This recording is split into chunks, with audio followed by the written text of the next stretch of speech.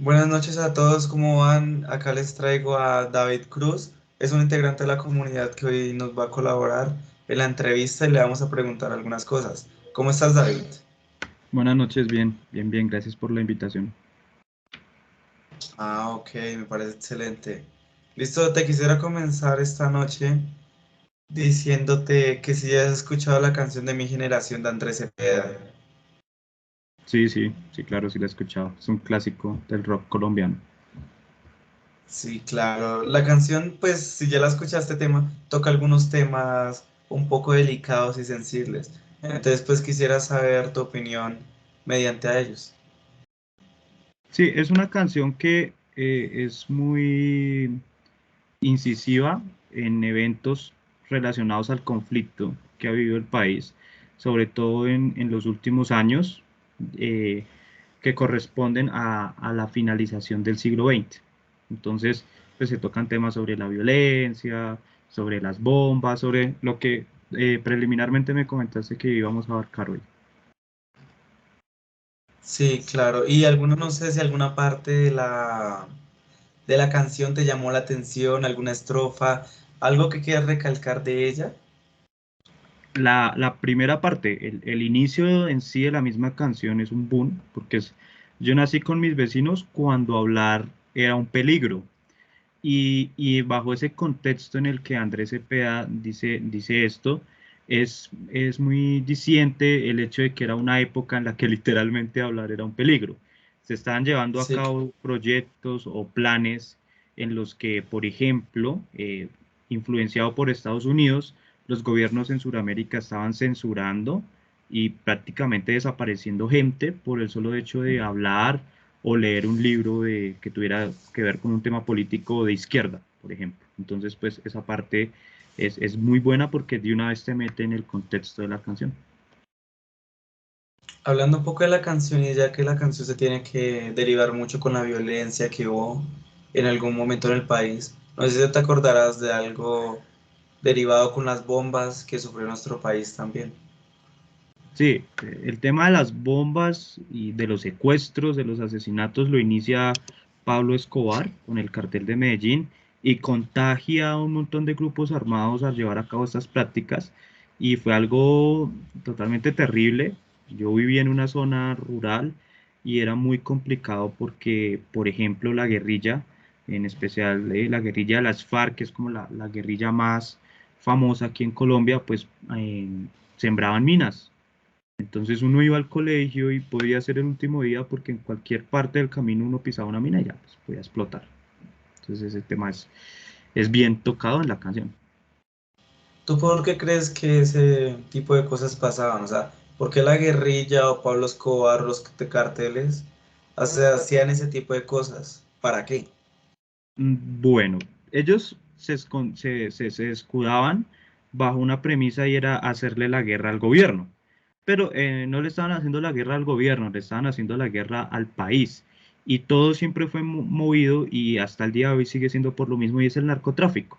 El narcotráfico es un acto delictivo que genera mucha plata, en el que ya se ha comprobado que casi todas las diferentes aristas del conflicto, ya sean los mismos, directamente los narcotraficantes, los de los carteles, pero también ya hemos visto la misma guerrilla, los paramilitares, incluso las Fuerzas Armadas del país están involucrados en ese negocio, y es porque es un negocio delictivo que genera mucha plata. Hablando de que él tuvo algo que ver con con tanta controversia en el país, sino que demasiado. ¿Te acuerdas de cómo era el país en esas décadas de los 90, 2000 y todas esas instancias? Era muy inseguro todo, era una época de total incertidumbre, a uno le daba miedo salir a la esquina. Obviamente, pues la gente trataba de desarrollar su vida normal, pero no es como hoy, que por ejemplo, aunque hoy es inseguro, es normal ver carros, transporte público en horas de la noche. En ese tiempo lo más común era que después de las 7, inclusive antes, ya todo el mundo tenía que estar en su casa, porque uno no sabía qué podía pasar después.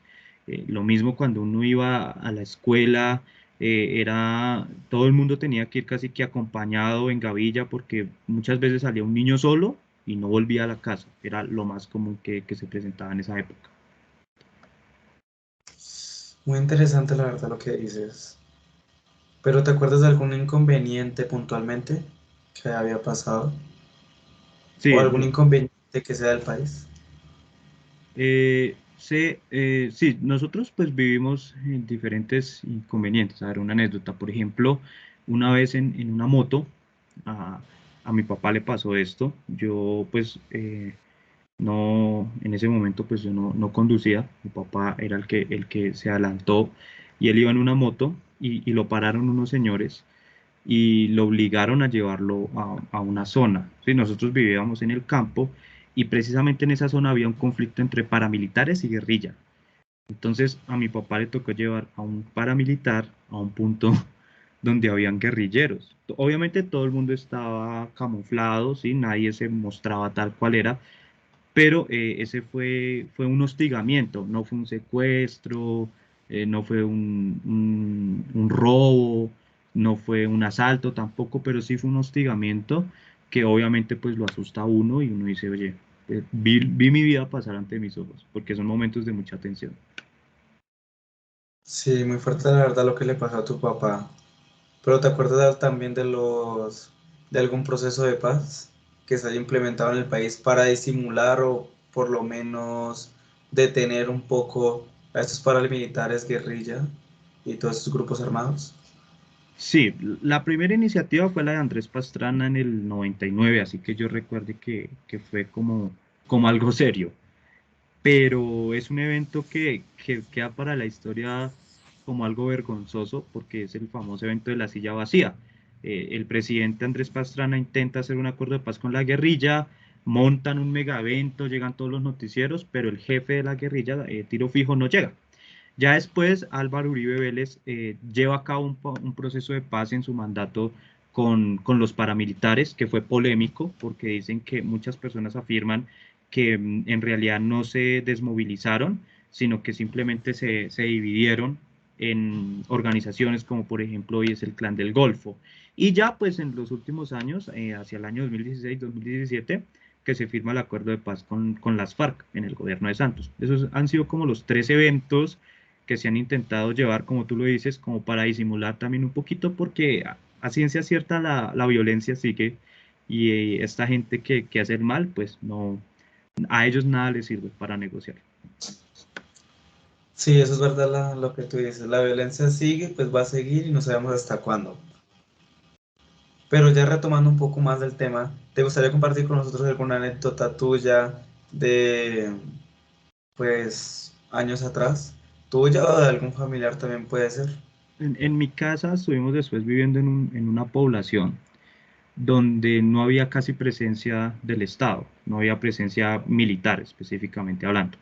Entonces, como era una zona cerca, una zona rural, a veces llegaban los guerrilleros a la casa y tocaba atenderlos como reyes. Uno no podía decirles que no, uno no podía poner peros, tocaba darles comida, ellos le usaban el baño a uno, dormían en las camas como si fueran de ellos.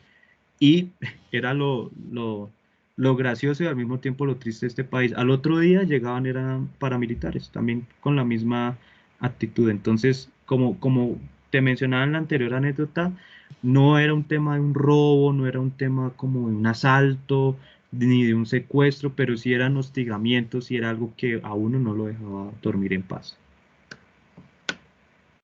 Sí, son cosas que la verdad el país ha pasado por muchos conflictos y muchos de ellos son hostigamientos, muchos de esos son acosos, no son como que algo que te vaya a afectar directamente, pero sí son muchos temas psicológicos que la verdad son muy fuertes.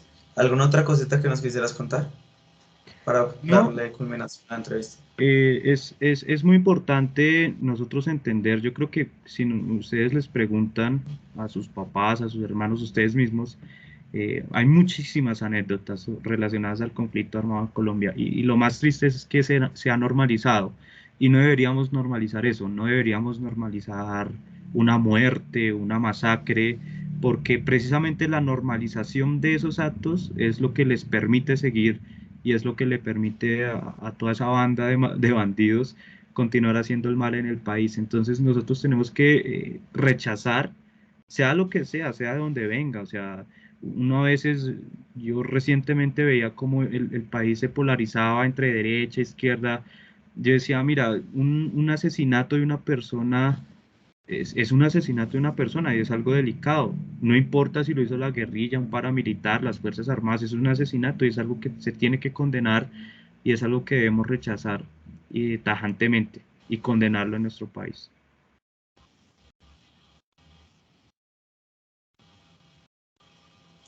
Sí, claro, la verdad es que yo estoy totalmente de acuerdo contigo.